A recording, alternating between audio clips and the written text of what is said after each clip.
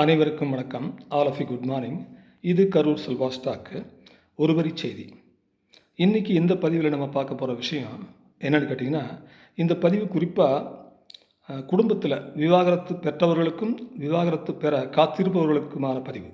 தயவு செஞ்சு ஸ்க்ரோல் பண்ணாமல் பாருங்கள். அதாவது எல்லாருடைய வாழ்க்கையிலுமே சந்தோஷமும் இருக்கும், துக்கமும் இருக்கும். இது தவிர்க்க முடியாத ஒன்று தான். ஆனால் ஒரே ஒரு விஷயம் மட்டும் நம்ம கவனத்தில் வச்சுக்கணும். என்னென்னு கேட்டிங்கன்னா, நீங்கள் விவாகரத்து வாங்கிட்டு வேற ஒருத்தரோடு போய் சந்தோஷமாக இருக்கிறது அது உங்களுடைய தனிப்பட்ட உரிமை.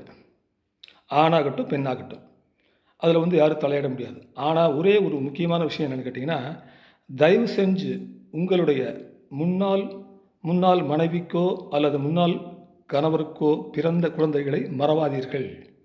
அவங்கக்கிட்ட நீங்கள் தயவு செஞ்சு பேசுங்க.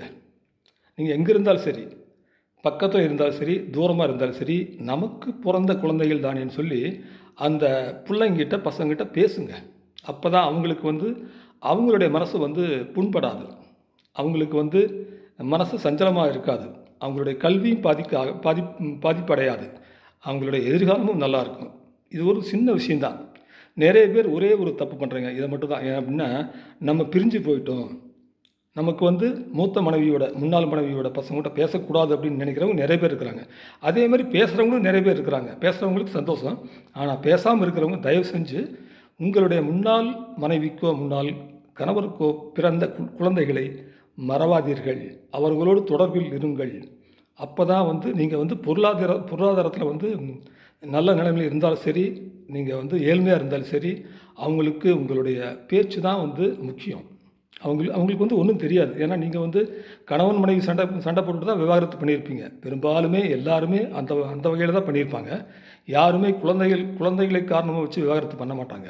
ஈகோ பிரச்சனை, ஏதோ பல பிரச்சனை, அது தனிப்பட்ட பிரச்சனை இருக்கும். தயவு செஞ்சு அந்த மாதிரி பண்ணாதீங்க. நீங்கள் உங்களுடைய குழந்தைகளை, உங்களுக்கு பிறந்த குழந்தைகளை, ஆறாகட்டும் பெண்ணாகட்டும், உங்களுக்கு பிறந்த குழந்தைகளை தயவு செய்து கவனித்து கொள்ளுங்கள் அப்படின்னா நீ பக்கத்தில் போய் பார்க்க வேண்டியதில்லை. பார்க்க மாட்டேங்க, தெரியும். பார்க்குறவங்களும் இருக்கிறாங்க. ஆனால் அவங்க கூட தொடர்பில் இருங்க. அப்போ தான் அவங்களுடைய மனசு புண்படாமல் இருக்கும், எதிர்காலம் நல்லாயிருக்கும், அவங்களுடைய வாழ்க்கையும் சிறப்பாக இருக்கும். தயவு செஞ்சு இந்த பதிவை ஷேர் பண்ணுங்கள். எல்லாத்துக்கும் ஷேர் பண்ணுங்கள். நன்றி, வணக்கம்.